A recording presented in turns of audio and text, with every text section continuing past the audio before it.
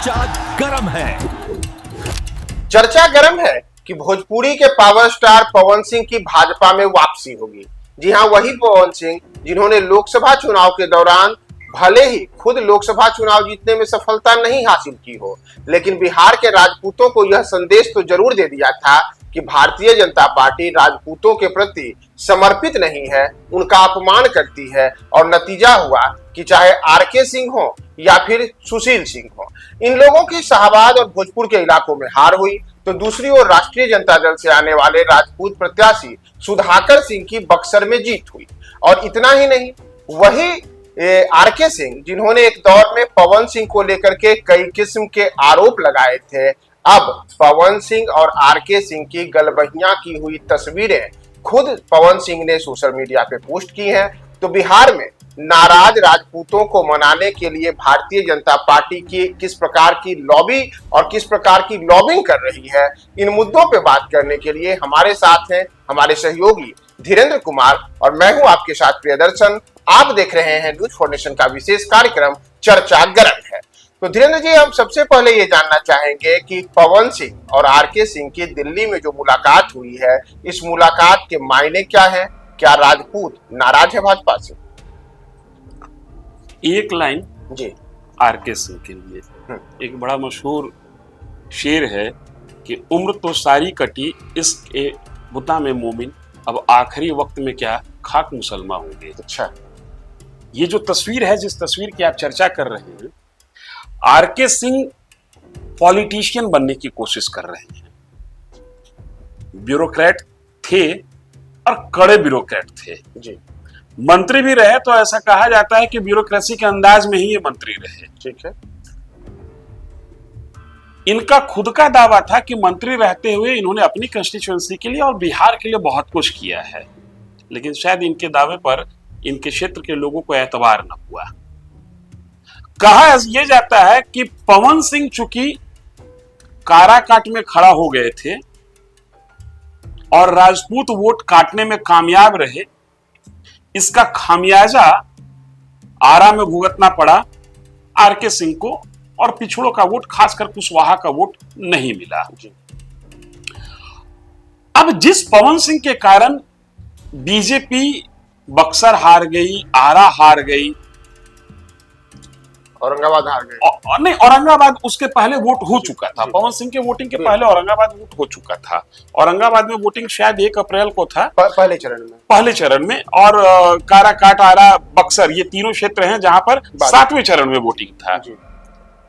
तो उस पवन सिंह को अब हम साध कर बिहार बीजेपी में जो कहा जा रहा है कि लोकसभा में राजपूत वोटर नाराज हो गए थे, उन नाराजगी को दूर करते हैं। लेकिन मैं इसमें एक और तस्वीर देख रहा हूं। विधानसभा का चुनाव माथे पर है जी। अब इसको थोड़ा सा इधर डाइवर्ट कीजिए। उपराष्ट्रपति का चुनाव होना है, धनखड़ जी ने इस्तीफा दे दिया। कुछ एक भाजपा के दिग्गज राजपूत नेताओं से मेरी निजी बातचीत में यह बात निकल कर आई कि भाजपा के अंदर के राजपूतों की मंशा है और थी कि इस पोस्ट पर राजनाथ सिंह को बिठाया जाए। अच्छा, राजनाथ सिंह बीजेपी में वो राजपूत चेहरा हैं जिनके बारे में यह कहा जाता है कि नरेंद्र मोदी के बाद सबसे बड़े चेहरा, और जिनकी स्वीकार्यता में दलों की दीवार ढह जाती है। आप याद कीजिएगा, वोटिंग पैटर्न को समझिए और वोट के अंदर की कहानी को समझिए। 2014 में जब नरेंद्र मोदी की ताजपोशी होती है तो ऐसा कहा गया कि सवर्ण वर्ग का जो राजपूत समाज है वो पैन इंडिया जबरदस्त वोटिंग किया बीजेपी के पक्ष में, इस उम्मीद के साथ कि अगर नरेंद्र मोदी मेजॉरिटी प्रूफ करने में या मेजॉरिटी से थोड़ा बहुत स्लिप कर जाएंगे तो बाजी राजनाथ सिंह के हाथ लगेगी। और राजनाथ सिंह के बारे में कहा जाता है कि दलों की दीवार ढह जाती है। अब एक बार फिर ये एक लॉबी खड़ी होती हुई दिख रही है जो 2024 के लोकसभा चुनाव के आलोक में 2025 के विधानसभा चुनाव को कैश करने की कोशिश कर रही है। आप एक चीज समझिए, हालांकि 2024 में जो भी हुआ उसमें मुझे यह लगता है कि गलती या जो जातिगत राजनीति होता है, जातिगत जो खेल होता है, वो राजपूतों की ओर से बाद में खेला गया, पहले कुशवाहा समाज की ओर से खेला गया। ठीक है। पहले चरण में औरंगाबाद में मतदान था। जी। बिहार के राजपूतों के लिए अभेद्य किला है लोकसभा के हिसाब से अगर हम कहें तो औरंगाबाद लोकसभा क्षेत्र। जी। वहां पर कुशवाहा मतदाता, जिनको सम्राट चौधरी की ताजपोशी के बाद उपेंद्र कुशवाहा के साथ आने के बाद एनडीए का वोटर माना जा रहा था, वो ब्लाइंड वोट किए आरजेडी के पक्ष में। जो उम्मीदवार थे वो अभय कुशवाहा के पक्ष में। यहां से एक जातिगत खींच शुरू हुई। जी। और खींच इस बात को लेकर हुई कि उपेंद्र कुशवाहा और सम्राट चौधरी जो अपने आप को इतना बड़ा कुशवाहा नेता मान रहे हैं, उनके रहते हुए अगर कुशवाहा समाज राजपूत को वोट नहीं देगा तो फिर राजपूतों का वोट कुशवाहा को नहीं मिलेगा। और एक राजनीति पर्दे के पीछे शुरू हुई, जिस राजनीति के तहत पवन सिंह, जो कि बीजेपी का टिकट लौटा चुके थे और जिनको पार्टी निष्कासित कर चुकी थी, आसनसोल से बीजेपी ने इनको उम्मीदवार बनाया था और ये टिकट लौटा चुके थे, इन्होंने इनकार कर दिया चुनाव लड़ने से। उस पवन सिंह को, जो भोजपुरी के सुपरस्टार हैं, उनके समर्थक उनको पावर स्टार कहते हैं, उनको खड़ा कराया गया काराकाट में, ताकि परंपरागत राजपूत समाज का वोट जो एनडीए की ओर जाता है वो एनडीए की ओर न जाके निर्दलीय उम्मीदवार की ओर जाए। और नतीजा हुआ कि उपेंद्र कुशवाहा जीतते जीतते हार गए। लेकिन राजनीति यहां पर तेज हो रही थी और कास्ट पॉलिटिक्स बड़ी महीने से चला जा रहा था। कुशवाहा वर्ग भी इस कास्ट पॉलिटिक्स को बेहतर समझ रहा था। कुशवाहा वर्ग ने तुरंत उसी दिन बदला सधाते हुए आरा में पासा पलट दिया। जी। और ऐसा कहा जाता है कि कास्ट सेंटिमेंट इतना हाई हो चुका था पिछले लोकसभा चुनाव में कि बक्सर में राजपूत समाज, जो कि एनडीए का परंपरागत वोट माना जाता है, उसने भी एनडीए का साथ छोड़ दिया। बीजेपी के उम्मीदवार थे मिथिलेश तिवारी, उनके पक्ष में वोट ना कर अपने स्वजातीय उम्मीदवार जो कि आरजेडी से आते हैं, उनके सुधाकर सिंह, उनके पक्ष में वोट कर दिया। तो कुल मिला के ये जो शाहाबाद से लेकर मगध की जो राजनीति है, वो राजपूत और कुशवाहा, ये दो जाति में इस तरीके से उलझ के रह गई कि इन इलाकों से बीजेपी का, या ये कहिए एनडीए का, एक तरीके से सुपड़ा साफ हो गया। मैं आपको एक और आंकड़ा पेश करना चाहूंगा। आप केवल लोकसभा चुनाव की बात कर रहे हैं, अगर हम लोकसभा चुनाव के दौरान भी देखें तो उस दौरान ही आरके सिंह का एक बयान काफी सार्वजनिक रूप से उन्होंने कहा था कि भारतीय जनता पार्टी के कुछ नेताओं ने पैसे दे करके पवन सिंह को काराकाट से खड़ा किया था, ताकि इसका खामियाजा आरके सिंह और अन्य नेताओं को भुगतना पड़े। और इतना ही नहीं, अगर वर्ष 2020 के विधानसभा चुनावों पर भी गौर करेंगे तो भोजपुर के जो पूरे बेल्ट में 73 विधानसभा की सीटें आती हैं, इसमें 45 सीटों पर महागठबंधन की जीत हुई थी और केवल 27 सीट ही एनडीए के खाते में वर्ष 2020 में इन इलाकों में आए थे। तो क्या उस स्थिति से अब ये यहाँ तक पहुंचने में 5 साल में सोन से लेकर के गंगा तक में उस इलाके में काफी पानी बह गया और कई चीजें देखने को मिली, तो उसका असर कहाँ जाएगा? देखिए, ये जो कल की तस्वीर है, इस तस्वीर के माध्यम से मैं जो समझ पा रहा हूं कि आरके सिंह की ये कोशिश है कि सुशील सिंह के हारने के बाद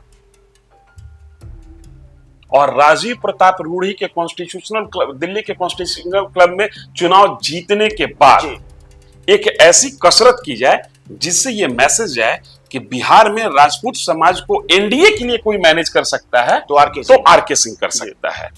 क्योंकि मैं आपको रोकूंगा, यहाँ एक और चीज जो पवन सिंह ने सोशल मीडिया पर पोस्ट किया है, तो उन्होंने उसके साथ जो लिखा है कि एक नई सोच के साथ एक नई मुलाकात आरके सिंह जी।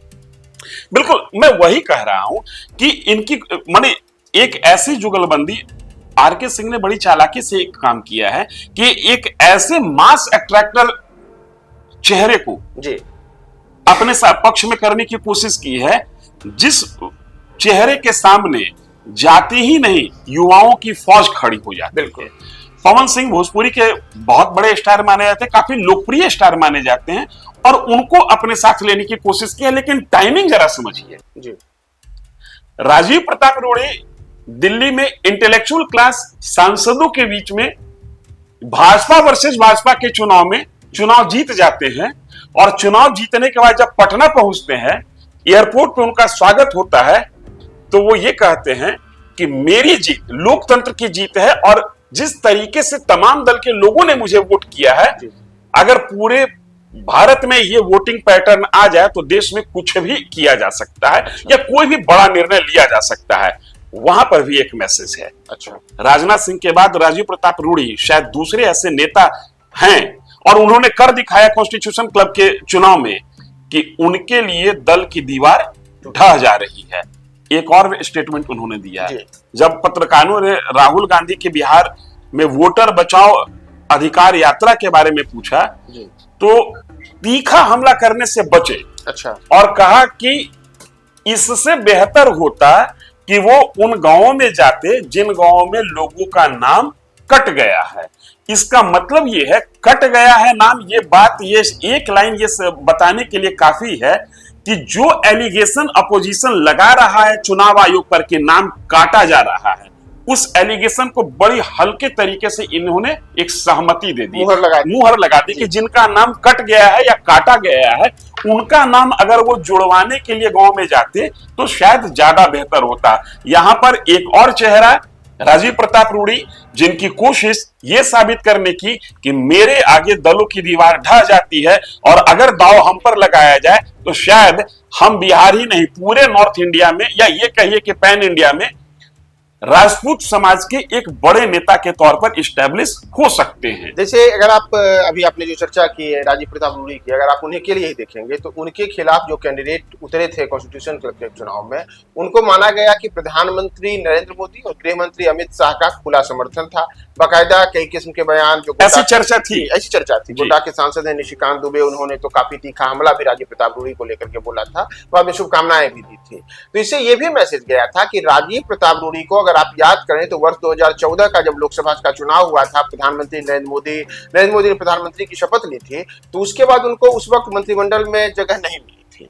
नवंबर 2014 में जब मंत्रिमंडल का विस्तार हुआ तब जाकर के राजीव प्रताप रूढ़ी को मंत्रिमंडल में जगह मिली और उसके बाद उनको जो मंत्रालय भी दिया गया, महज कुछ महीने के बाद भी उन्हें बहुत ही एक तरीके कहे कि बेइज्जत करके उनसे इस्तीफा ले लिया गया था।